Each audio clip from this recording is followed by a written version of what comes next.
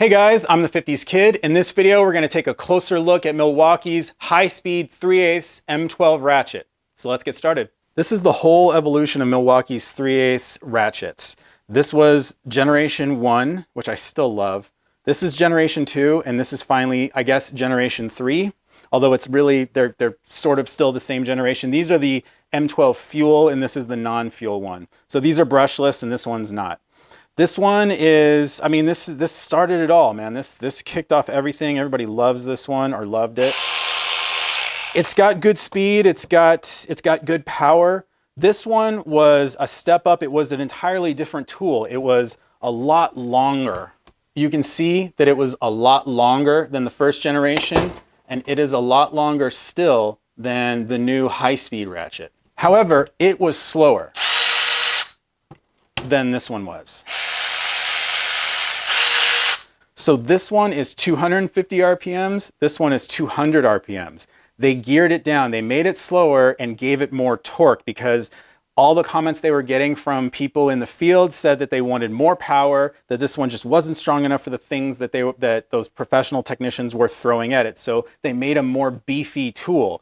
But to me, they also made a less usable tool for me, for the things that I was using it for, because they made it slower and it was just slower to do everything and it was heavier. So it really wasn't a complete replacement for this one for me. They were both different tools and this has its place and this still had its place. But you could say that this was still a little bit too slow. That's why they came out with the new dog, the high-speed ratchet. This one is 450 RPMs. You can see I've been using it a little bit. I've cleaned it up a little, but I've been using it. It's been my daily, essentially. It is way, way faster. In fact, it's not only faster, it's noisier, as you heard. And for the most part, when you see me using it in videos, I actually cut it out. I just cut from the beginning to the very end. So you never really see how much faster it is, ironically, just because it's easier for me to edit out that loud sound that way than to kind of, bring the volume down for that half second. So unfortunately, you don't really get to see the whole use of it, but trust me, this is the only one I really pick up for the most part. Sometimes I'll go for this when I absolutely need to, but I don't really live in a rusty area. I don't particularly need the high torque to be able to power out a rusty fastener. I don't really need that for the most part. So this thing stays in the drawer along with this one now. This is definitely my daily. Now, there is a downside to this one. In order to make it faster, they had to change the gearing the other way. They had to reduce the torque in order to increase the speed. That's just how physics works.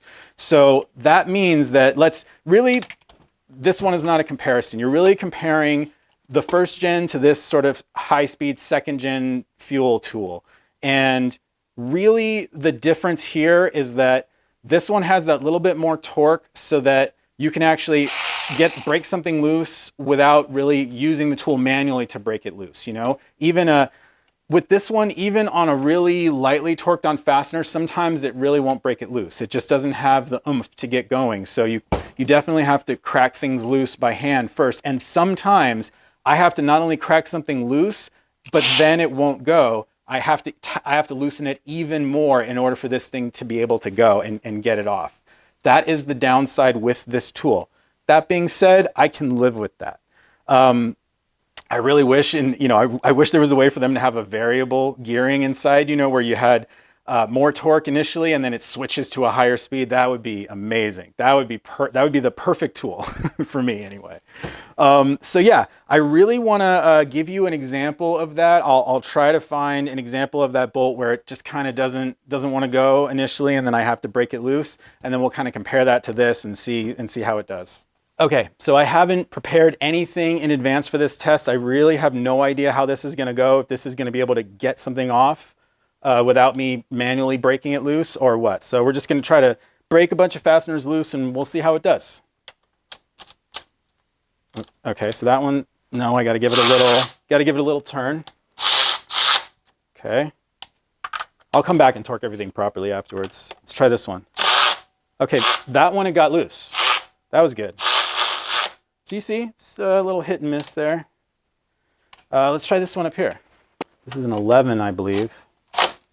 Oops, that was tightening, so I kind of messed that up. See how it just kind of knows right away? It knows that that torque is too much, but it'll get it off there.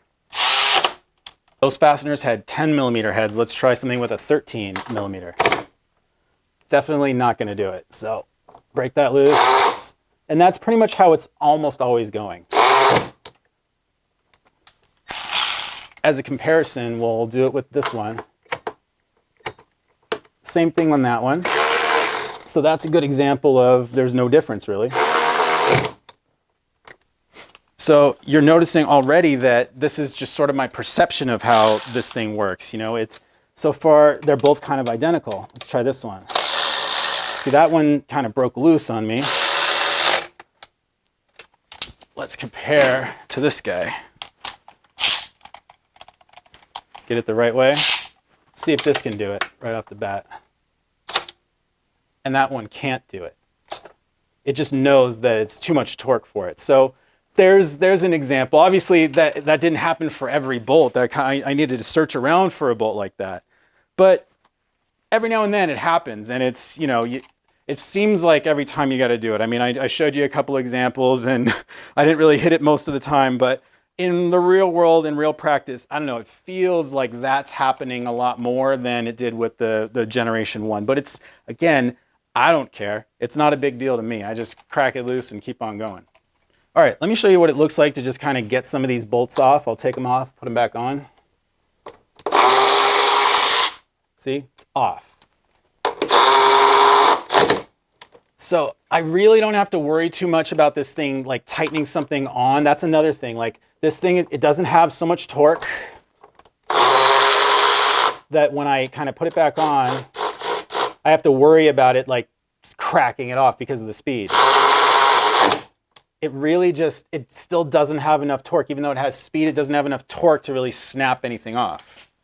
Compare that with the Generation 1. Takes a little bit longer to get it off.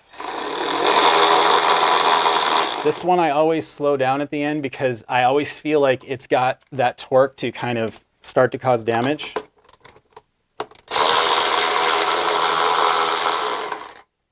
Takes just a little longer.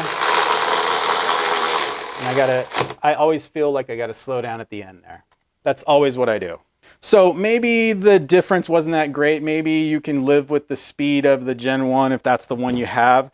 That's fine. But if you're someone like me who's obsessed with speed and you want the bolt out that much quicker and you want to get through the job that much quicker, this is the ratchet for you. This was made specifically for that purpose. For the people who wanted something faster, this tool is ideal for that. So take a look at it. One more downside I will mention, we got to be honest about this. It eats through batteries a lot faster than this one does. You would think that the extra torque needed to, you know, would need to pull more energy out of the battery and that would make up for the losses, but it doesn't. This one, the batteries last a lot longer than this one does. So that is a consideration for you. I want to mention it. To me, again, it's not a big deal. I've got 2 batteries that I can just swap out all the time, so it's not a big deal. But yeah, I absolutely love it. It's the one that I use all the time now, and I'm happy Milwaukee came out with it. Like I said, I wish there was a variable gearing one that they can do in the future. Hey, Milwaukee, if you're watching, can you do it? That would be awesome. Yeah, so if you are interested, there will be links down in the description. I again appreciate Milwaukee sending this to me for evaluation.